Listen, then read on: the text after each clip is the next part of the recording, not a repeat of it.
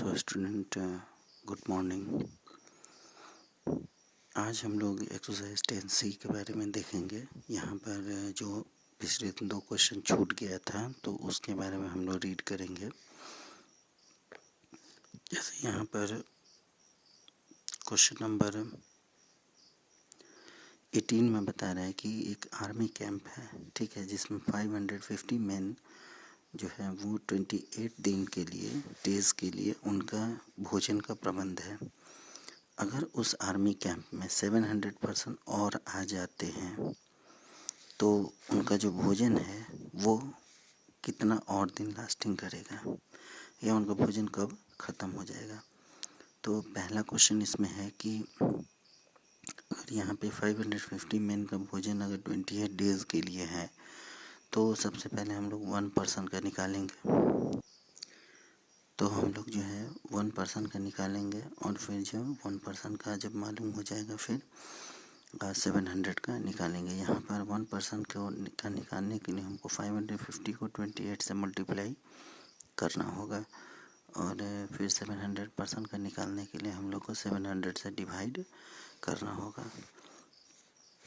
ऐसे भी हम लोग रूल बताए हैं कि जिसको निकालना हो, जैसे यहाँ पे हम लोग को डेज निकालना है, टाइम को निकालना है, तो यहाँ पे डेज 28 ये ऑलरेडी लास्ट में है। हम लोग जो है इसी लाइन को थोड़ा शॉर्ट करके और फर्स्ट लाइन यही लिखेंगे, फिर सेकंड लाइन में 1 पर्सन को इंडिकेट करेंगे और थर्ड लाइन में यहाँ पे हम लोग 700 पर्सन को दिखाएंगे। इसी तरह हम लोग क्वेश्चन नंबर लास्ट के क्वेश्चन नंबर को भी इंडिकेट करेंगे कि यहाँ पर राइस जो है वो सफिशेंट है 60 पर्सन के लिए 3 डेज़ के लिए, मतलब कि एक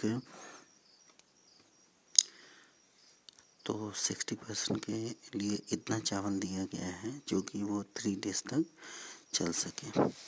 लेकिन फिर यहाँ पे क्वेश्चन कहता है कि how many days would the rice last for 18%। लेकिन अगर पर्सन 18 हो जाए, यहाँ 60 पर्सन है लेकिन अब है पर्सन 18 हो जाए तो अब जो है भोजन वो कितना दिन चलेगा। तो सबसे पहले जो है 60%, उसी तरह जो मेथड हम लोग यहाँ यूज़ करेंगे वही मेथड हम लोग इसमें भी यूज़ करेंगे। 1 पर्सन के लिए 60 × 3 हो जाएगा और फिर 18 पर्सन का निकालने के लिए डिवाइडेड बाई 18, मतलब 60 × 3 डिवाइडेड बाई 18। अब इसको हम स्टेटमेंट में कैसे लिखेंगे तो वो देख लेना है।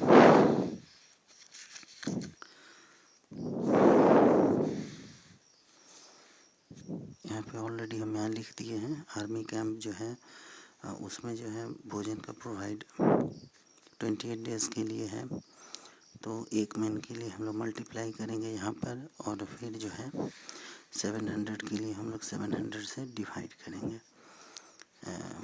उसी तरह जो है क्वेश्चन नंबर लास्ट क्वेश्चन के लिए राइस जो है 60% के लिए 3 डेज़ के लिए सफिशेंट था, तो एक दिन का निकालने के लिए हम लोग दोनों को क्या करेंगे, मल्टीप्लाई करेंगे और फिर उसके बाद फिर 18 डेज़ का निकालने के लिए फिर से हम डिवाइड करेंगे। तो इस तरह देख लेना है।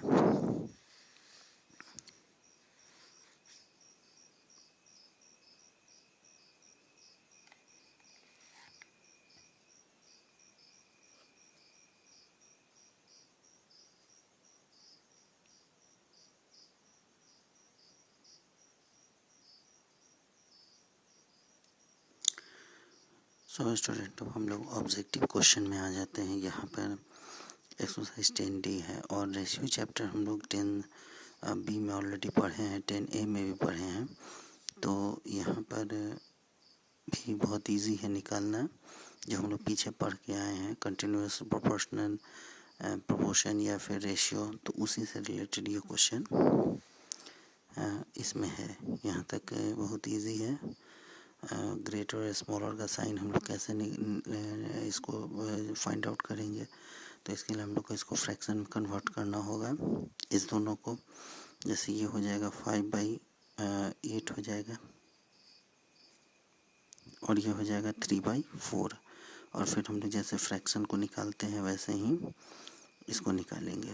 तो ये बहुत आसान है। क्लास 5 में भी हम लोग 2 फ्रैक्शन को कैसे जो है हम लोग फाइंड आउट करते थे, ये ग्रेटर स्मॉलर निकालते थे। तो उसी तरह जो है हम लोग इसको भी इसी मेथड से हम लोग ये इसको निकालेंगे।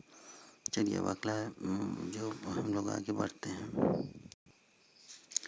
सो स्टूडेंट, क्वेश्चन नंबर यहाँ 11 तक जो है वो रेशियो से ही रिलेटेड है और ये सारा क्वेश्चन हम लोग पढ़ चुके हैं। जैसे यहाँ पर है ए और बी जो है उसका रेशियो यहाँ पे 8 और 11 दिया हुआ है, ठीक है। इसमें बी का शेयर पूछ रहा है तो हम लोग क्या करते थे, इस दोनों को ऐड कर देते थे और जैसे ऐड करेंगे इसको तो 11 और 8 को ऐड करेंगे तो 19 होगा, ठीक है।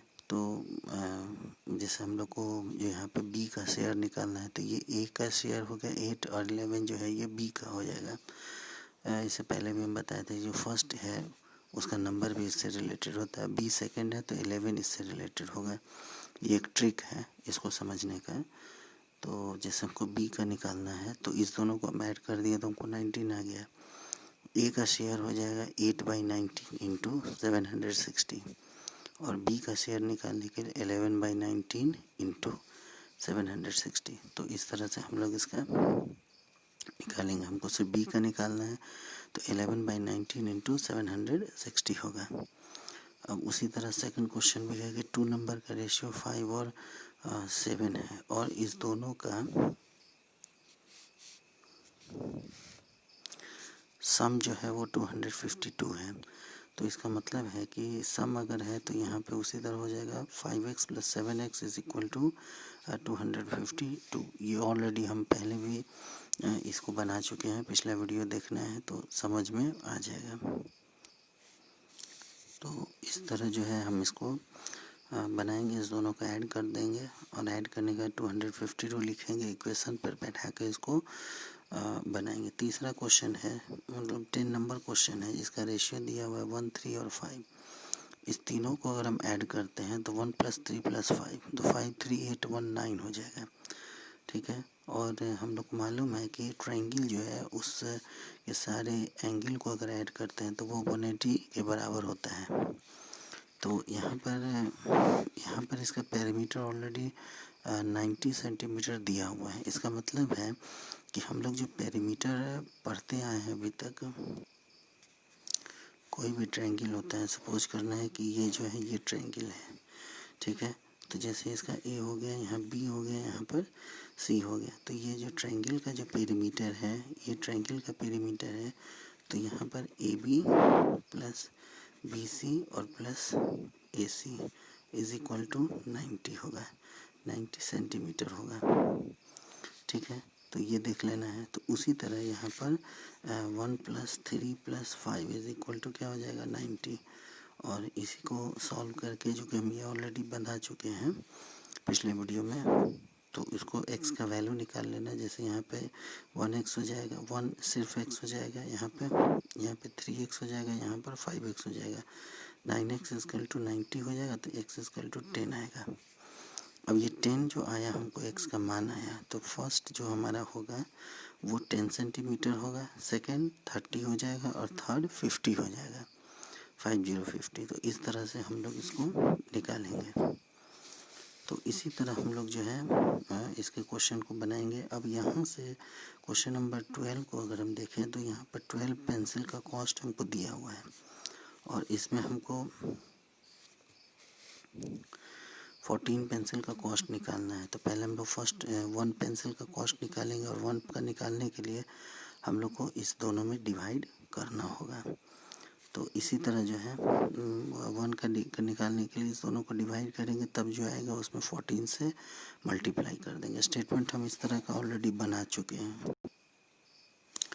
सो स्टूडेंट, अब जो है ये 13 नंबर है कि 24 वर्कर्स जो है वो 15 डेज़ के लिए वर्क करते हैं, ठीक है।